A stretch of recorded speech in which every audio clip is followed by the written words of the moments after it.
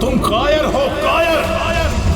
तुम सिर्फ बातें कर सकते हो, सिर्फ बातें। तुम्हें कुछ नहीं आता है। तब है तो कुछ करो, करो कुछ। तुम्हें मेरी आवाज आ रही है? अगर मेरी आवाज आ रही है तो जैसा मैंने कहा है तुम्हें करना होगा। मार दो उसे। मेरा कहा मानो, और जो मैंने कहा है वो करो तो करो। मार दो उसे। योर ऑनर, सारे गवाह और सबूत यही साबित कर रहे हैं कि खून प्रीतिका ने ही किए हैं। नहीं, जज साहब, ये सब झूठ है। झूठ तो आप बोल रही हैं प्रीतिका जी, खून आप ही ने किए हैं। नहीं जज साहब, मैं बेकसूर हूँ जज साहब, निर्दोष हूँ मैं। Your honour, your honour. हाँ, मैं सुन रहा हूँ। बोलो, क्या कहना है तुम्हें? योर ऑनर, मेरे फाजिल दोस्त नीलेश जी के पास अपने डिफेंस में पेश करने के लिए कुछ है ही नहीं। कोर्ट का कीमती वक्त जाया न किया जाए। योर ऑनर, कोर्ट का वक्त बेशक कीमती है, लेकिन उससे भी कहीं ज्यादा कीमती है एक बेकसूर इंसान की जिंदगी। मैं साबित कर दूंगा। मेरा कहा मानो, और जो मैंने कहा है वो करो। ऑर्डर। फैसला सुनाने से पहले अदालत 2 घंटे के लिए स्थगित की जाती है। That's all.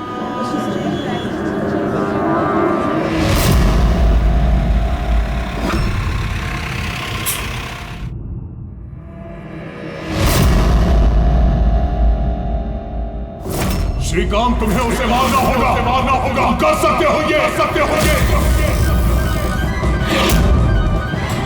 उसे जिंदा रहने का कोई हक नहीं है। उसका मरना जरूरी है।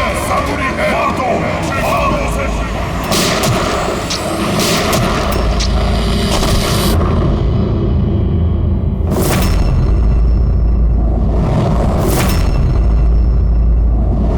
इन लोगों का कहना है कि प्रीतिका यहाँ पर थी जब जज श्रीकांत यहाँ पर आए और उन्होंने उस पर गोली चलाई।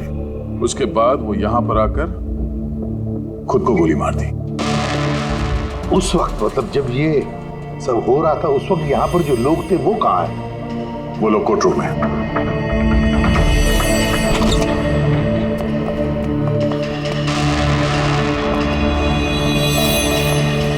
जरा डिटेल में बताइए क्या हुआ यहाँ पर। सर, एक केस की सुनवाई चल रही थी। जज श्रीकांत जी की हालत कुछ ठीक नहीं लग रही थी। उन्होंने 2 घंटे का रिसेशन लिया और अचानक चेंबर में आए और उन्होंने अपने आप को और प्रीतिका को गोली मार दी। लेकिन वो गन तो रखते ही नहीं थे। उनके पास गन कहाँ से आई? ये तो हमें भी नहीं पता सर कि गन आई कहाँ से, लेकिन गन उनके पास थी जरूर सर। तो गन का इंतजाम पहले से कर रखा है। लगता है जज साहब ने पूरी प्लानिंग की थी कृतिका का खून करने की। लगता तो ऐसे ही है। वैसे जज साहब की इस केस में कोई पर्सनल इन्वॉल्वमेंट थी? नहीं सर, ऐसा तो कुछ भी नहीं था। कृतिका के साथ कोई व्यक्तिगत दुश्मनी? जज साहब तो बहुत ही सुलझे हुए इंसान थे सर। केस के हर एक पहलू पर बहुत ही बारीकी से गौर करते थे सर। मुझे पिछले कई दिनों से लग रहा था कि कुछ न कुछ गलत जरूर है उनके साथ। मैम, क्या जज साहब की तबीयत ठीक नहीं थी? वो तो मुझे नहीं पता, लेकिन हाँ, उनको कुछ अजीब सी आवाजें सुनाई दे रही थी। वो सब हम एक बार। आ जाइए श्रीकांत, खाना लगा रही हूँ।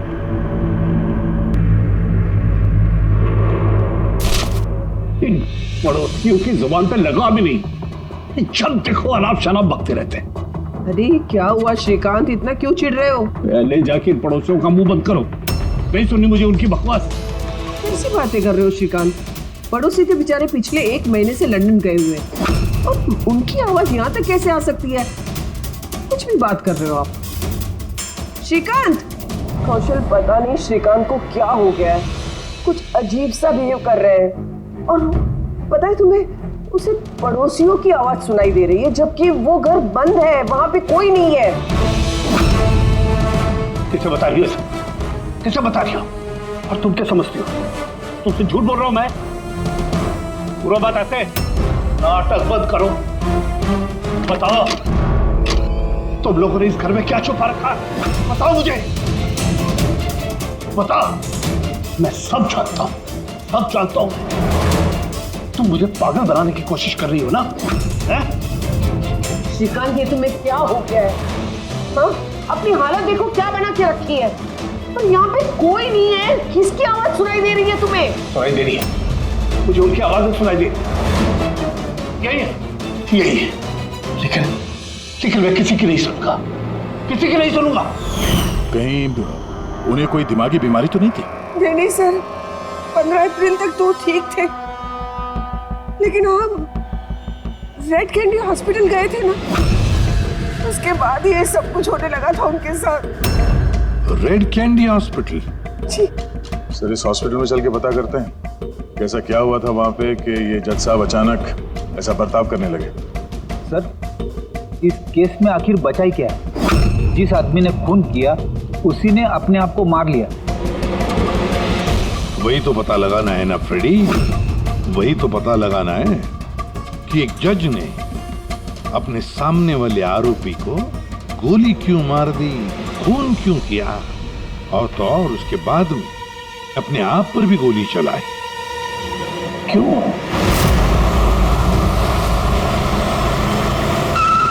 सर, हॉस्पिटल अथॉरिटी ने बताया कि जज श्रीकांत यहाँ पे साइकियाट्रिक ट्रीटमेंट के लिए नहीं बल्कि डेंटिस्ट से मिलने के लिए आए थे।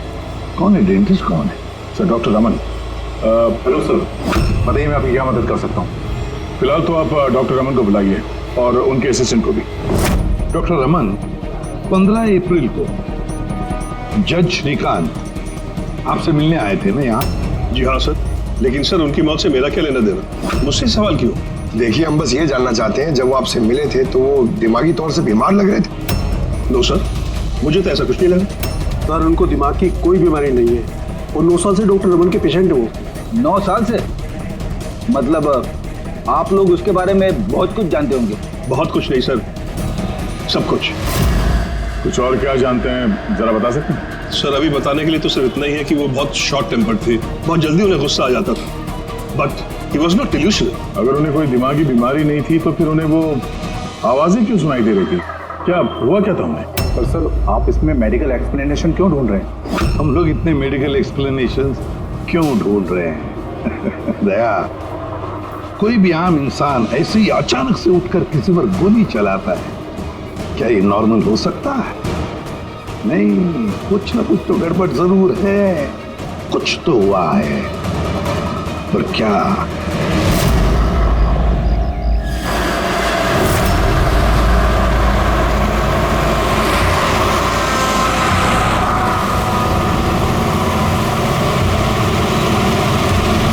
वीरेन, तुम बेकार की चिंता करते हो। धनंजय की सिक्योरिटी टीम हमारे साथ है, हम सुरक्षित पहुंच जाएंगे।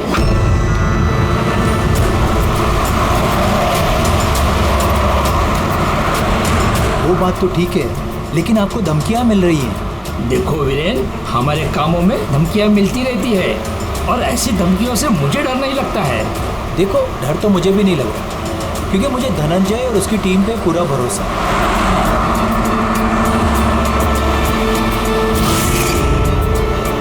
सर, हमने हॉल के 500 मीटर तक लोगों के जाने पर रोक लगा दी है और हर जगह सीसीटीवी से निगरानी की जा रही है। ये बहुत आसान है धनंजय, कायर मत बनो। हम जानते हैं इस काम को तुम पूरा करोगे, वो भी अपने हाथों से।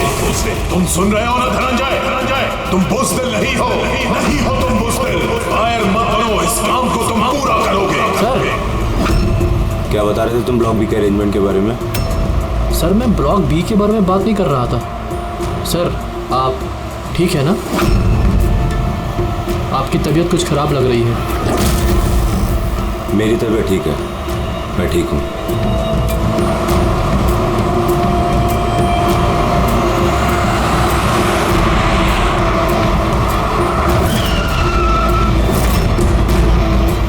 धनंजय, तुम्हें उसे मारना होगा।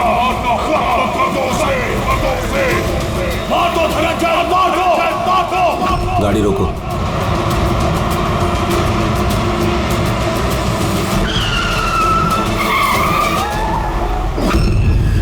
ये इसने गाड़ी क्यों रोक दी? सर, क्या हुआ? शाबाश धनंजय, अपना मिशन पूरा करो। मार दो उसे।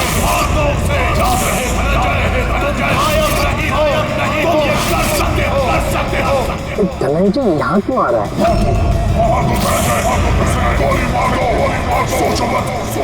मैं देखता हूँ। ओके। क्या बात है धनंजय, गाड़ी क्यों रुकवा दी?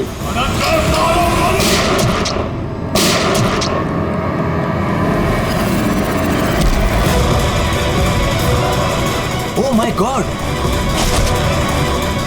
संजय जी, आपको क्या हो गया? धनंजय, ये क्या कर दिया तुमने?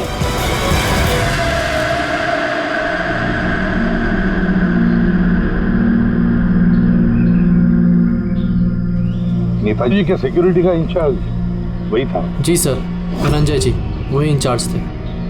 कमाल है सर, जिसे बॉडीगार्ड रखा है उसी ने मार दिया। नेताजी को मारने की कोई खास वजह? सर ये तो धनंजय जी ही बता पाएंगे। इसे एक बात बताओ, गोली अंदर मारी या बाहर से? सर बाहर से मारी, कार के। धनंजय, धनंजय, सदमे में लगता है सर। तुम लोग क्या कर रहे थे? सर नेताजी की चिल्ड्रन फाउंडेशन की मीटिंग थी, वहाँ जा रहे थे। हमारी गाड़ी आगे थी और नेताजी की कार पीछे, और मैं धनंजय जी से नेताजी की सिक्योरिटी के बारे में बात कर रहा था, पर ये मेरी बातों में ध्यान नहीं दे रहे थे और कुछ खोए से लग रहे थे सर।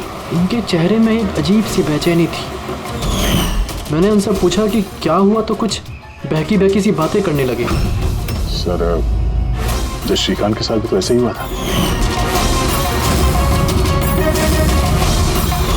कहीं ये दोनों केस एक जैसे तो नहीं? और कोई साथ में था नेताजी के? वीरेंद्र जी सर। वीरेंद्र जी? जी सर। आप नेताजी के साथ थे ना? हाँ सर, मैं ही था। नेताजी ने आपको कुछ बताया इस धनंजय के बारे में? सर नेताजी हमेशा धनंजय की तारीफ किया करते थे, उनकी जान को खतरा था। अभी कुछ दिन पहले ही धनंजय ने उनकी जान बचाई थी।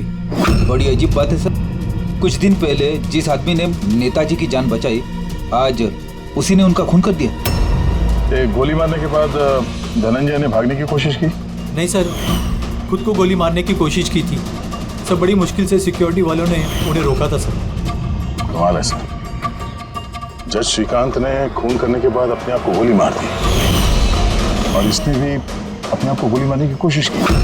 काम करते हैं, धनंजय को ब्यूरो ले चलते हैं, वहीं से उससे पूछताछ करेंगे।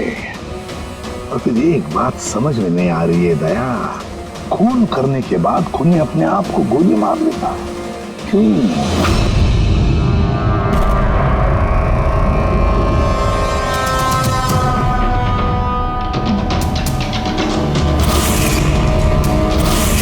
बस डॉक्टर बीना ये क्रिमिनल साइकोलॉजी में रिसर्च कर रही है। हाँ, इन्हें दोनों केस के बारे में बता दिया? Yes boss.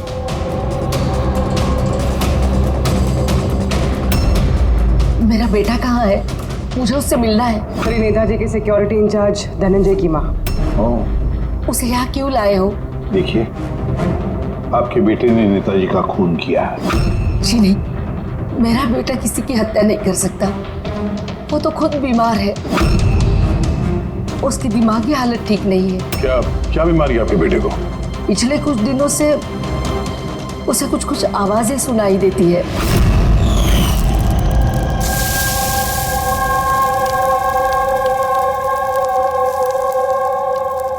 धनंजय, क्या बात है बेटा, बड़े परेशान लग रहे हो। ऑफिस में कोई प्रॉब्लम है क्या? कोई टेंशन? 2 दिनों से तुम मेरे साथ भी ठीक से बात नहीं कर रहे हो। कोई तो है यहाँ। सुनो ना, मैं तुम्हारी फेवरेट सब्जी बना रही हूँ, पालक की। इस घर में कोई तो है जो मुझसे बात कर रहा है। अरे मैं ही तो बड़बड़ा रही हूँ, दूसरा कौन बात करेगा घर में? कोई तो है हमारे अलावा इस घर में जो मुझसे बात कर रहा है। माँ, माँ, कोई तो है इस घर में हमारे अलावा। माँ, मुझे अजीब सी आवाजें सुनाई दे रही हैं। कोई मुझसे बात कर रहा है। हम दोनों के सिवा कोई नहीं है बेटा घर में। कोई है जो मुझसे बातें कर। बंद हो गई आवाज, फिर से आ रही है। कोई तो है माँ। कोई नहीं है, कोई नहीं। अरे कोई तो है माँ यहाँ पर। कोई नहीं है बेटा, तुम यहाँ आ जाओ। लगता है तुम्हारी तबीयत ठीक नहीं है, हमें डॉक्टर के पास जाना चाहिए। लेकिन ऐसा तो स्किज़ोफ्रेनिया में होता है। स्किज़ोफ्रेनिया? हाँ, जैसे कि आप सभी लोग जानते हैं कि स्किज़ोफ्रेनिया एक मानसिक बीमारी होती है। ऐसे में पेशेंट को बहुत सारी आवाजें सुनाई देती हैं, लोग ना होने के बावजूद भी दिखाई देते हैं और पेशेंट अपने आप को मारने की कोशिश भी करता है। क्या आप मुझे बताएंगे कि इन दोनों पेशेंट की उम्र क्या थी? श्रीकांत जी की उम्र 50 साल और धनंजय 42 साल का। लेकिन इस उम्र में स्किज़ोफ्रेनिया नहीं होता। क्या मैं उनसे मिल सकती हूँ? मुझे पेशेंट से बात करनी है। हाँ बिल्कुल, पूरी।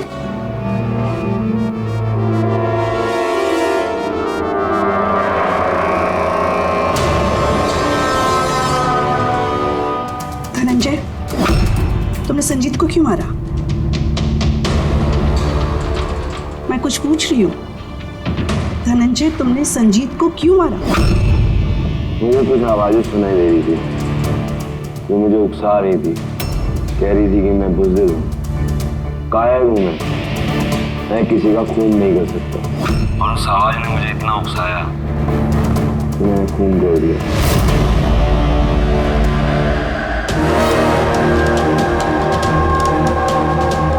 और ये तुम्हारा गाल? ये गाल क्यों सूजा हुआ है? मेरे दांत में इन्फेक्शन है। जज श्रीकांत, उनके दांत में भी इन्फेक्शन था सर? मेरे बेटे के भी दांत के इलाज के बाद ही उसकी तबीयत खराब रहने लगी। क्या? दांतों का इलाज करवाया, उसके बाद में तबीयत खराब हो गई? किस डेंटिस्ट के पास इलाज करवा रहा था वो? Doctor Raman, red candy hospital. Red candy hospital गए थे ना, उसके बाद ये सब कुछ होने लगा था उनके साथ। है ना बड़ा अजीब कोइंसिडेंस। धनंजय और श्रीकांत दोनों का भी दांत का प्रॉब्लम, दोनों का डेंटिस्ट भी एक, और ट्रीटमेंट के बाद दोनों की तबीयत भी बिगड़ जाती है। ये कैसा कोइंसिडेंस? गड़बड़ है, बहुत बड़ी गड़बड़ है। इस धनंजय और जज श्रीकांत के दांतों का एक्सरे निकलवाओ, पता तो चले सारा चक्कर है क्या।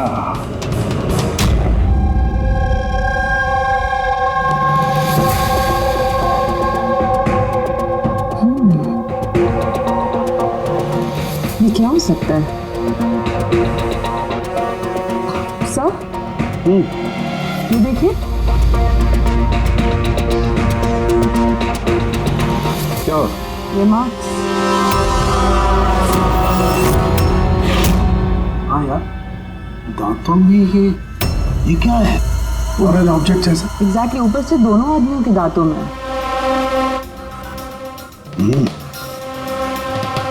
दोनों आदमियों के दांतों में कुछ फॉरेन बॉडी जैसा कुछ। क्या हो सकता? तारिका, एक काम करो, एसीपी साहब को फोन कर दो, उन्हें बोल दो कि केस की जड़ मिल गई है।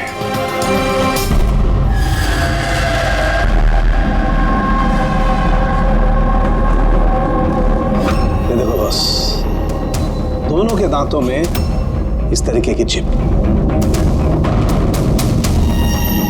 ये तो बग है। हाँ, ये बग ही है। सर, ये तो जासूसी में इस्तेमाल होने वाला ट्रांसमीटर जैसा कुछ है।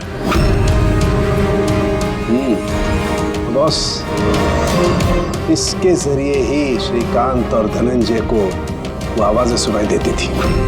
तो ये चिप ट्रिगर का काम कर रही थी। इसी के जरिए वो उकसाने वाली आवाजें उनके कानों तक पहुंच रही थी और वो लोग किसी की जान तक लेने को मजबूर हो गए। मुझे तो लगता है ये काम डॉक्टर रमन का ही है। उन्होंने ही दांतों की ट्रीटमेंट की थी। पूछताछ करनी पड़ेगी डॉक्टर रमन से, और एक एक्सपर्ट को भी बुलाओ, ट्रांसमीटर के बारे में पूरी जानकारी लेते हैं उससे। डॉक्टर रमन, दांत में ट्रांसमीटर लगाने का काम कब से शुरू कर दिया आपने? ट्रांसमीटर? हाँ, किस ट्रांसमीटर की बात कर रहे हैं आप सर? उसी ट्रांसमीटर की बात कर रहे हैं जो जज श्रीकांत और सिक्योरिटी ऑफिसर धनंजय के दांत में फिट किया गया था। देखिए, मेरा यकीन कीजिए, मैंने कोई ट्रांसमीटर नहीं लगाया है। ये क्या बकवास कर रहे हैं आप? डॉक्टर साहब, दांतों में ट्रांसमीटर क्यों लगवाएंगे? सर, आप हमारे हॉस्पिटल को बर्बाद करने पे तुले। डॉक्टर रमन हमारे हॉस्पिटल के जिम्मेदार डॉक्टर हैं सर। ये इस तरह का काम हरगिज नहीं कर सकते। और इस तरह का काम यहाँ पे हुआ तो है। हमें श्रीकांत और धनंजय के दाद से ये ट्रांसमीटर मिला है। और इन्हीं ट्रांसमीटर्स की वजह से वो दोनों भी सिजोफ्रेनिक बन गए। सर वो दोनों मेरे बहुत पुराने पेशेंट हैं। श्रीकांत 9 साल और धनंजय 2 साल। सर भला मैं अपने पेशेंट के साथ ऐसा क्यों करूं? ये तो आप बताइए ना, क्यों लगाया ट्रांसमीटर? मेरा यकीन कीजिए, मैंने कोई ट्रांसमीटर नहीं लगाया। क्योंकि डॉक्टर रमन के पास ट्रांसमीटर बनाने और उससे मोलार इम्प्लांट्स की ट्रेनिंग ही नहीं है। ये सिर्फ डॉक्टर हैं, दांतों के अच्छे डॉक्टर। और सर हम यहाँ पे दांत लगाते हैं, बनाते नहीं। दांत तो बाहर से ऑर्डर देने पे आता है। कहाँ से ऑर्डर करते हैं आप ये दांत? डेंजा बायोकेयर। डेंजा बायोकेयर। रेडी पंकज, डॉक्टर रमन की चेम्बर्स अच्छी तरह से चेक करो, एक एक कोना छान मारो। और कितने लोगों के दांत इम्प्लांट किए हैं? जी लगभग 20 लोगों का। अच्छा, तो सभी लोगों के नाम और पता चाहिए हमें। दया हो सकता है इन 20 लोगों की जान को खतरा हो।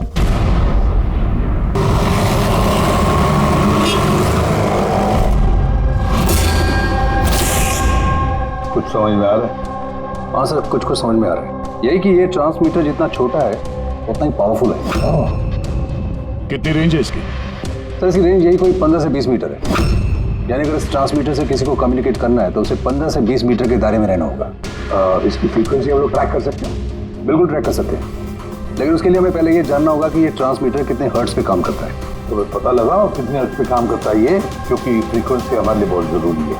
जहाँ पर ये फ्रीक्वेंसी एक्टिव होगी वहीं पर हमारा खोज ही होगा। ठीक है सर, आप थोड़ा सा वक्त दे दीजिए, मैं जल्दी पता लगाने की कोशिश करता हूँ। ठीक है। ये कहानी आके रुक जाती डॉक्टर रमन के नाम पर। सारा का सारा शब्द डॉक्टर रमन पे ही है। लेकिन सर वो अपने पुराने पेशेंट का खून क्यों करेगा? हाँ सर, हॉस्पिटल एडमिनिस्ट्रेटर बता रहा था कि ऐसा ट्रांसमीटर बनाने की काबिलियत डॉक्टर रमन में नहीं है। तो शक के घेरे में तो ये कविता और वीरेंद्र भी है। हो सकता है इनमें से किसी ने मारा। हो सकता है, बिल्कुल हो सकता है, लेकिन ये जो भी है वो 15 और 20 मीटर के दायरे में ही काम कर रहा है। जो 20 लोगों के बारे में क्या पता चला? जी सर, उनका आपस में कोई कनेक्शन नहीं है। यहाँ तक कि श्रीकांत और धनंजय ये भी एक दूसरे को नहीं जानते। फिर भी अभी उन 20 लोगों से जाकर मिलो, उनसे पूछो क्या उनके साथ भी वैसे हो रहा था जैसे धनंजय और श्रीकांत के साथ हो रहा था क्या?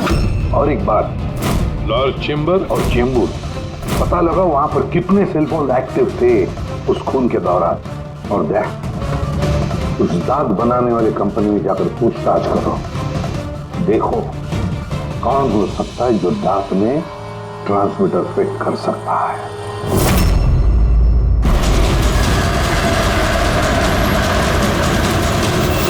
विनय आपका ही नाम है? जी हाँ, मेरा ही नाम है। सॉरी मैंने आपको पहचाना नहीं। हम CID से।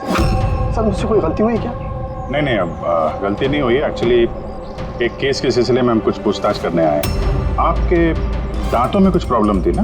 हाँ, ये इलाज कहाँ कराया था आपने? रेड किडी हॉस्पिटल। इलाज के बाद से कोई कुछ तकलीफ हुई?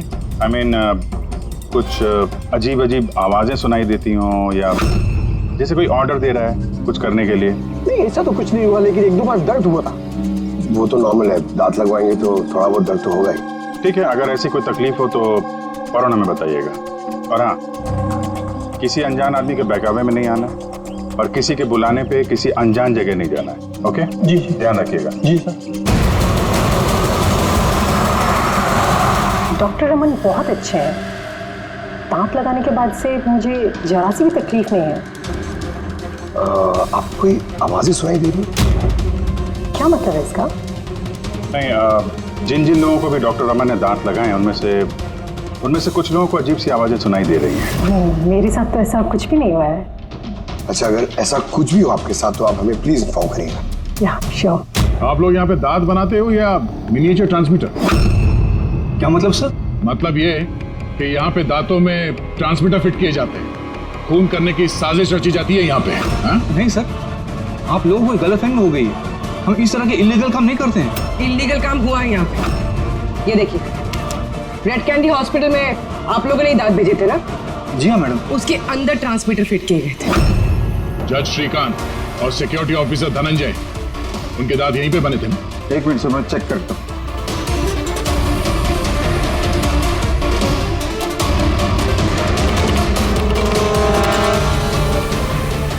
हाँ सर, दांत तो यही बने हैं, लेकिन अगर वो हमारी एम्प्लॉय रूपाली होती जिसने ये दांत बनाए हैं तो सच्चाई पता चल जाती। कहाँ है आपकी वो एम्प्लॉय रूपाली? वो तो कल रात गुजर गई। कैसे गुजर गई? उसे अस्थमा अटैक हुआ था, लेकिन हैरानी की बात तो ये है कि उसे कभी अस्थमा था ही नहीं। जी हाँ सर। उसके घर का एड्रेस देना सर। दांत कब लगवाया आपने? सर 2 महीने हो गए। कोई प्रॉब्लम हुई आपको? नहीं, कोई प्रॉब्लम नहीं सर, जब से दांत लगाया सब ठीक है सर। कुछ आवाजें सुनाई दे रही हो अजीब अजीब सी? नहीं सर, हुआ क्या सर? देखिए, रेड कैंडी हॉस्पिटल में जितने लोगों ने भी ट्रीटमेंट कराया उन्हें कुछ प्रॉब्लम्स हो रही हैं और उनमें से 2 जन की तो मौत भी हो चुकी है। सर मैं मरना नहीं चाहता सर। नहीं, आप घबराइए मत, ऐसा कुछ नहीं है। आपको कभी भी ऐसी कोई प्रॉब्लम हो कि कुछ अजीब अजीब सी आवाजें सुनाई दे रही हो, या फिर कोई ऐसा आदमी दिख रहा हो जो है नहीं, मतलब दूसरे बोल रहे हैं कि किससे बात कर रहे हो, तो अगर ऐसा कभी हो तो फौरन हमें कांटेक्ट करिएगा। और कितने लोग बचे पंकज? सर चेक करने के लिए और 5 लोग बचे सर। 5 को भी जल्दी से जल्दी चेक करना होगा। क्या पता उस हत्यारे का अगला निशाना इन्हीं में से कोई हो। हाँ सर।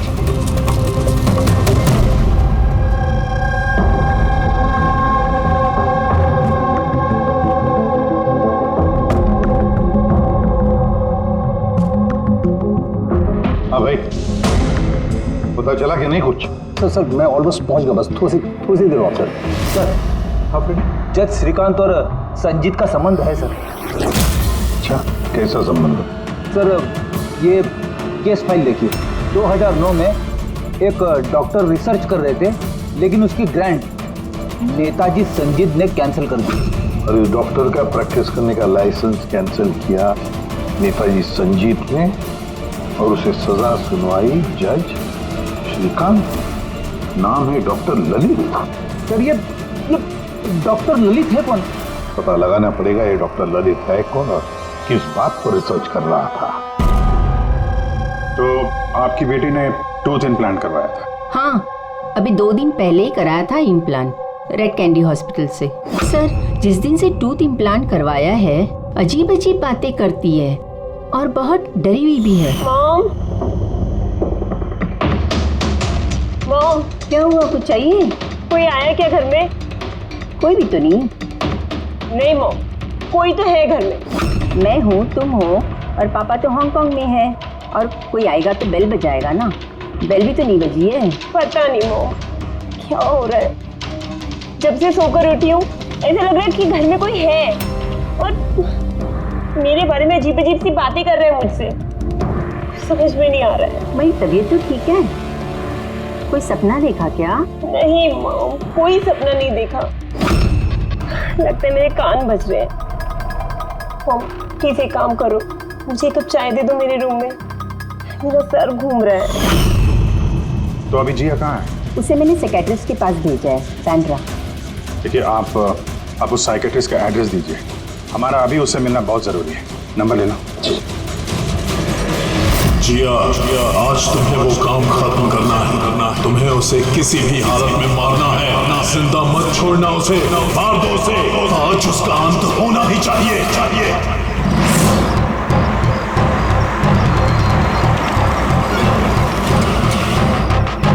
कहाँ जाएंगे मैडम? जेके मार्केट। उसे कहो तुम्हें जेके मार्केट जाना है। मैंने कहा मैडम कहाँ जाएंगे? जेके मार्केट। जी बैठिए।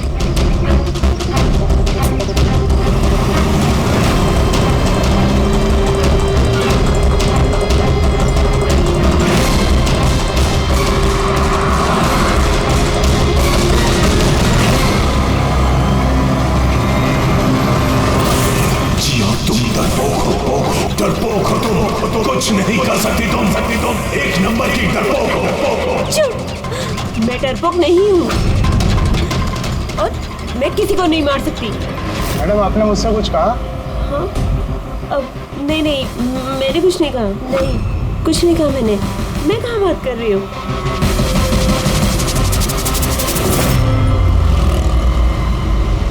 जिया, तुम्हें उसे मारना होगा। तुम उसे जिंदा नहीं छोड़ सकती, तुम्हें उसे मारना होगा जिया, मारना होगा तुम्हें।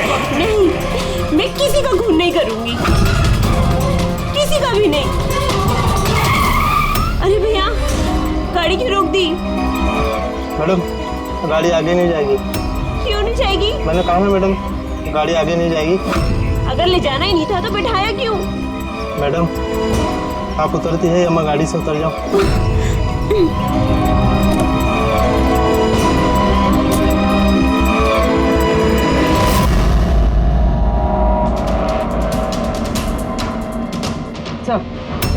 सर, वॉचमैन और पड़ोसी बता रहे थे कि रूपाली यहाँ 3 महीने पहले शिफ्ट हुई थी और अकेली रहती।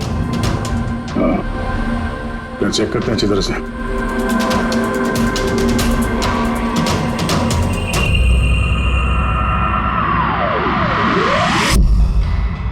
ये क्या है?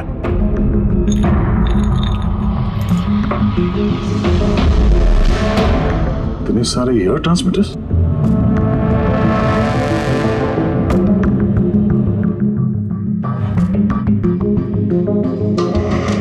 डॉक्टर रमन की पेशेंट्स की पूरी डिटेल्स भी है इसमें।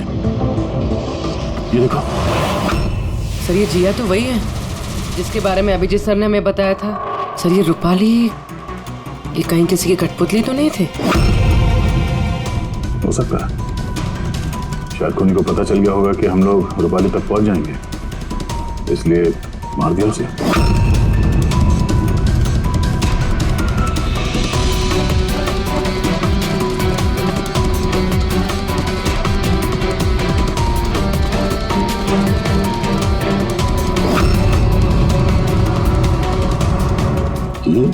ये नेताजी, संजीत, वीरेन और जिया, इन तीनों के चेहरे पे रेड सर्कल। नेताजी के चेहरे पे क्रॉस मारा हुआ। नेताजी तो मारे गए, अब बचे ये वीरेन और ये जिया। मतलब अगला नंबर इनका है।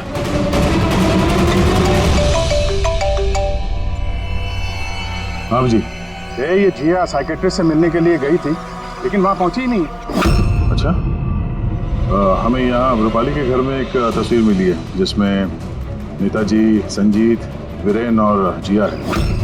ये नेताजी के चेहरे पे तो क्रॉस मारा हुआ है, पर इन दोनों के चेहरे पे लाल पेन से सर्कल बना हुआ है। कहीं ऐसा तो नहीं कि ये जिया वीरेन को मारने के लिए गई है? एक काम करो, तुम वीरेन को अलग करो, पता करो वो कहाँ है। तब तक मैं जिया की लोकेशन ट्रैक करता हूँ और हम लोग मिलते हैं। ओके? या चलिए, सर वीरेन को फोन लगाएं।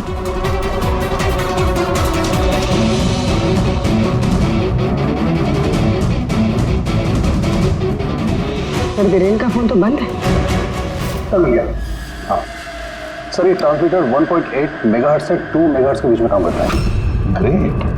1.8 मेगाहर्ट्ज से 2 मेगाहर्ट्ज पर। हाँ सर। मेरी बात ध्यान से सुन लो। हाँ, पहले तो फ्रेडी ने कमाल कर दिया है। हाँ, रिसर्च करके ऐसा नाम निकाला है जिसका कनेक्शन इस नेताजी संजीत और जज श्रीकांत के साथ है। उस आदमी का नाम है डॉक्टर ललित। हाँ, डॉक्टर ललित। यस, मुझे तो ये डॉक्टर ललित ही बहुत गड़बड़ लग रहा है दया। मुझे तो उसी पे शक होने लगा है, क्योंकि डॉक्टर ललित का कुछ साल पहले इस नेताजी संजीत ने प्रैक्टिस करने का लाइसेंस कैंसिल कर दिया था, और फिर इस डॉक्टर ललित को जज श्रीकांत ने सजा सुनवाई। और हुआ क्या? पहले खून हुआ जज श्रीकांत का, और फिर उसके बाद में नेताजी संजीत मारा गया। ये खून कौन कर सकता है? ये डॉक्टर ललित ही कर सकता है। उसी का कनेक्शन है इन दोनों के साथ। बस अब डॉक्टर ललित जिस फ्रीक्वेंसी पर ऑपरेट करता है वो फ्रीक्वेंसी भी पता चल गई। हाँ, टेक्नो एक्सपर्ट ने बता दिया, 1.8 मेगाहर्ट्ज से लेके 2 मेगाहर्ट्ज तक। बस अब इस फ्रीक्वेंसी पर हम टैप करेंगे डॉक्टर ललित को। पता चलेगा ये डॉक्टर ललित किस किस से बात करता है और क्या बातें करता है। और दया, ये रेडियो फ्रीक्वेंसी 1.8 मेगाहर्ट्ज से 2 मेगाहर्ट्ज हमारे सारे पुलिस स्टेशन और रेडियो वैन्स को बता दो। अब देखते हैं कब तक भागता है ये डॉक्टर ललित।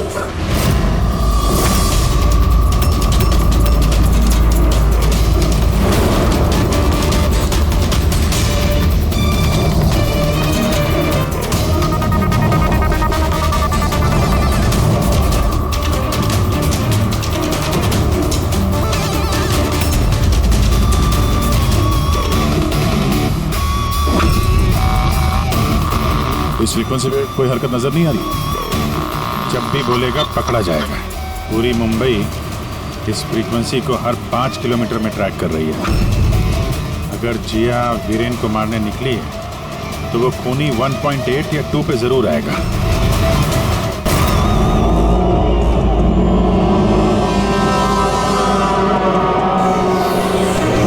जाओ जिया, अपने काम को अंजाम दो। ये कौन हो सकता है जो संजीत के खूनी के बारे में मुझे बताने के लिए यहाँ बुलाया है? जिया, उसे मारना होगा तुम्हें। उसे जिंदा रहने का कोई हक नहीं है।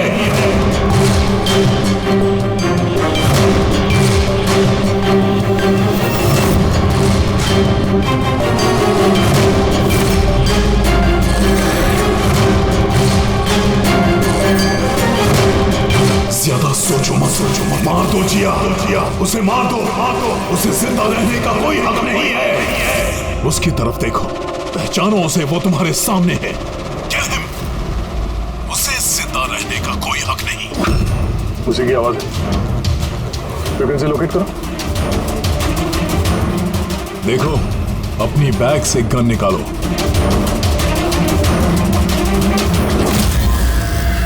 जिया, तुम कायर नहीं हो। Shoot him, shoot him. Location क्या बता रहा है? सर, जेडी मार्केट मरोल दिखा रहा है।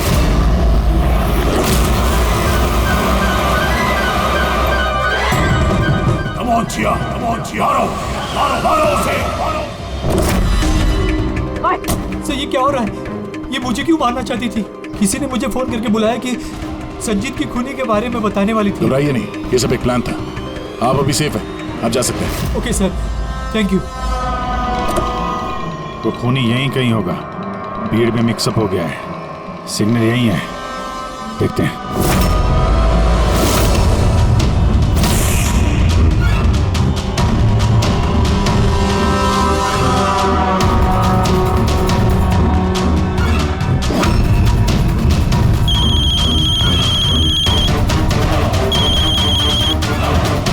हेलो, अभिजीत बोल रहा हूँ। कभी हमसे भी मिल लिया करो। अरे इधर उधर क्या देख रहा है? तेरे पीछे हो। डॉक्टर ललित।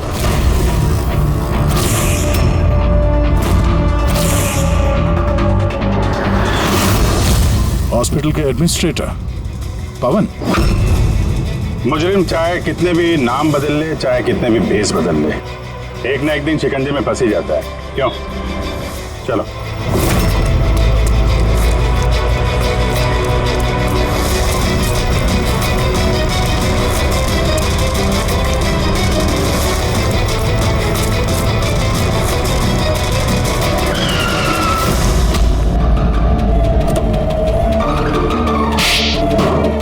जज श्रीकांत और नेताजी संजीत, इन लोगों का खून क्यों करवाया तुमने? उसे बदला लेना चाहता था। बदला? लोगों ने मेरी जिंदगी बर्बाद कर दी थी। कैसा बदला? मैं एक होनहार डॉक्टर हूँ। मैं स्किज़ोफ्रेनिया नाम की बीमारी पर उसके ट्रीटमेंट के लिए एक्सपेरिमेंट कर रहा था, वो भी वर्थलेस लोगों पर। मेरी असिस्टेंट जिया ने एचओडी वीरेन को कंप्लेन कर दी और एचओडी वीरेन ने नेताजी संजीत से मेरी ऑफिशियल कंप्लेन कर दी। और नेताजी संजीत ने तुम्हारा ये एक्सपेरिमेंट रुकवा दिया? हाँ, मेरा प्रोजेक्ट बीच में ही रुक गया। तो फिर जेल किस लिए गए थे तुम? मेरी लापरवाही की वजह से एक आदमी की मौत हो गई थी। जज श्रीकांत ने मुझे बिना कुछ सोचे समझे 10 साल की सजा दे दी। मेरे डॉक्टर होने का रुतबा छीन गया मुझसे। तो इन लोगों को मार के अपना खोया हुआ रुतबा हासिल कर रहे थे तुम। रमन और रूपाली, इन दोनों का क्या इन्वॉल्वमेंट था? जेल से बाहर आने के बाद मैंने अपने दुश्मनों को ट्रैक करना शुरू कर दिया। मैं उनके अंदर एक डिवाइस फिट करना चाहता था जिससे उनको कुछ पता ना लगे। डॉक्टर रमन और रूपाली मेरी इसमें मदद कर रहे थे। उन लोगों ने कैसी मदद की? जब श्रीकांत और जिया को दांतों में प्रॉब्लम थी, वो अपने चेकअप के लिए डॉक्टर रमन के क्लिनिक पे जाते थे। नेताजी संजीत के दांतों में कोई प्रॉब्लम नहीं थी, बल्कि उनके बॉडीगार्ड धनंजय को दांतों में प्रॉब्लम थी। मैंने उसे फ्री डेंटल चेकअप का लालच दिया और डॉक्टर रमन के क्लिनिक पे भेज दिया।